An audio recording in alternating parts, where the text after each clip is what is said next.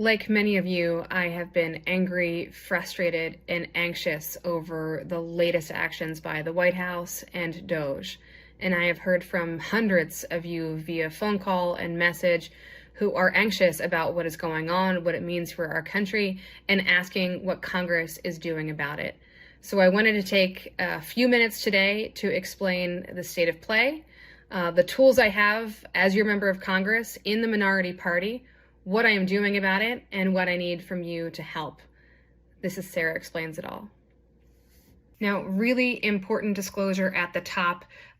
There's been a flurry of executive action over the last few days. So if you don't see me reacting immediately, it's because I feel strongly that I have a duty to share verifiable facts with you, and sometimes that can take some time.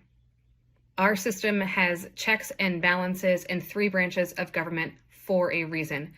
Unfortunately, Republicans, not Democrats, control both the U.S. House and the U.S. Senate. Now, this is critically important and not something you would have learned by Schoolhouse Rock, but majority versus minority is really important when it comes to things like being able to even have a hearing on a certain bill, bringing a bill to the floor for a vote, and of course, passage by the majority. All of those things are dictated by and require the cooperation of the Republicans in this effort. Now, let's talk about the things that I can do as your member of Congress and the things that I can't do as a member of the minority party. I can introduce and co-sponsor legislation pushing back, and I have everything from protecting our federal workers to making sure that we exercise our fundamental role of oversight. I have co-sponsored and will continue to work with. I can't, however, ensure that those bills come to a hearing in committee or come to the floor or pass without Republicans leaning in and helping. Now, I can and I have called for an investigation into what is happening, again, exercising that critical role that Congress has of oversight. A really, really important role. I can call on my Republican colleagues to join me in that effort, but I can't make them hold official oversight and investigative hearings on this matter.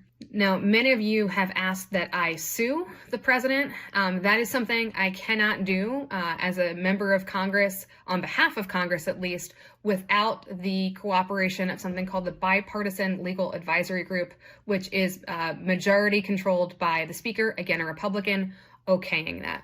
I can, however, join amicus briefs. I can support our attorneys generals across this nation, including Maryland's Attorney General Anthony Brown. I can support federal workers and unions and nonprofits with standing in their court cases. I can, I have, and I will. Really important that we've been able to get a couple key wins this week alone, because the third branch of government, that ever important judiciary, is doing its job. That check is working.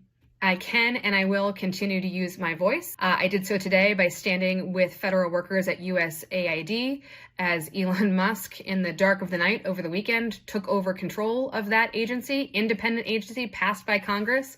And I will continue to use my voice, meeting with federal workers tomorrow, and use the platform that I have as your member of Congress. I say all this to say that it is the Republican trifecta that severely limits the tools that I have as a member of the Democratic Party to stop the things that I, like many of you, find distressful, and in some cases even unconstitutional. Am I frustrated that I can't, without Republican cooperation, stop this? Hell yes. But I can always promise you that I'm going to communicate as clearly as possible everything I know, everything I'm doing, everything I can do, and continue to use the tools I have to be your voice. But here is where you come in. If you are represented by me, thank you for calling. We appreciate hearing from you.